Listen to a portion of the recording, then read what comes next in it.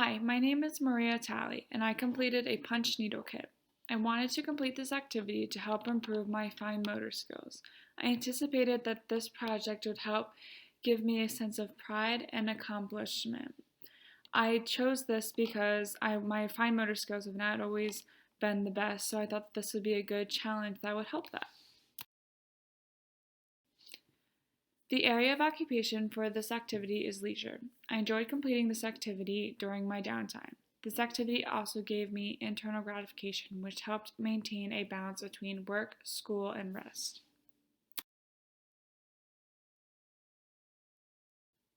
The supplies I used were yarn and canvas. The tools I used were scissors, threader wire, and punch needle tool. The equipment were the embroidery hoop. This was a leisure activity, so I chose to do this craft at my kitchen table. The surface of the table was hard, and the lighting was bright, which helped me see the small details better. The temperature and humidity were not considered. The craft took place in my house at a comfortable temperature.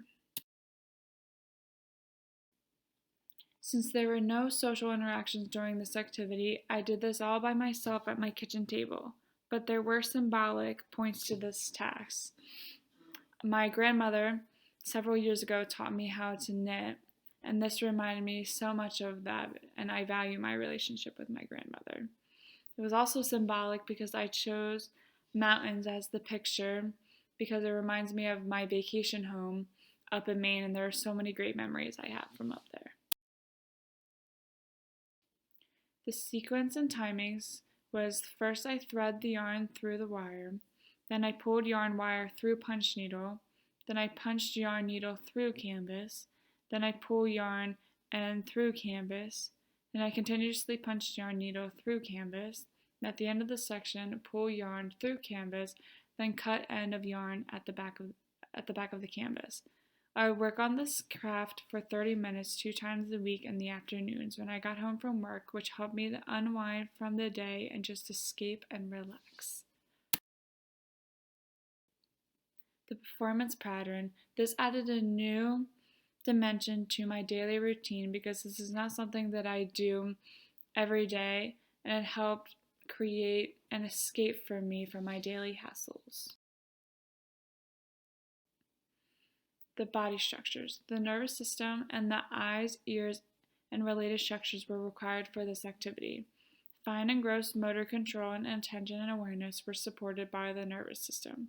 The frontal lobe, the basal ganglia, cerebellum, midbrain, and brainstem supported fine and gross motor control. Threading the wire and punching the needle required fine and gross motor skills. The frontal lobe, cranial nerves, spinal cord, and spinal nerves supported attention and awareness.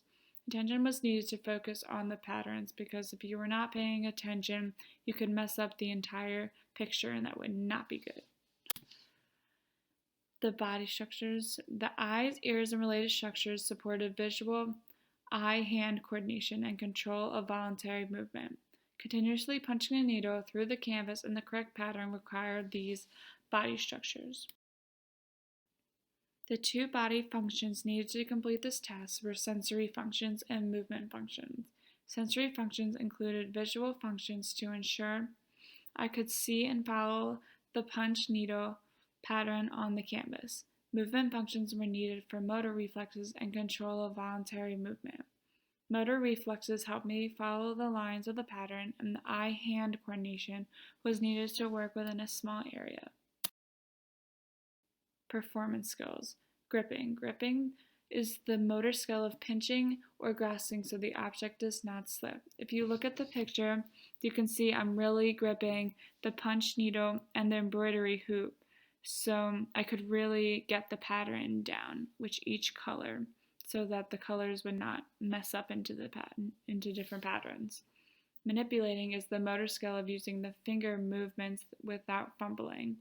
And sequencing is a process skill needed to complete the steps in an effective and coherent manner. Safety hazards that I could use was a cushion, so that way I wouldn't hurt myself. I did stab myself a couple of times with the punch needle while doing this, and safety scissors so that way I can cut safely the yarn. One grayed down option was to have the punch needle already threaded. And if you look at the picture, you can see I'm trying to put the wire in the punch needle, and that was a bit of a challenge. And a grayed up option was to use a blank canvas and draw my own pattern. Drawing is not something I'm very good at, so that would be a bit of a challenge for me. The therapeutic outcome was participation. I engaged in a meaningful new activity that was personally satisfying and gave me a sense of accomplishment and something I hope to continue to do in the future.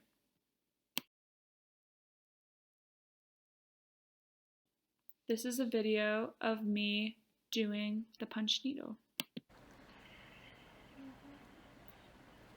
See how I am punching and gripping really hard with the punch needle so that way I don't mess up the pattern. Gosh, you can really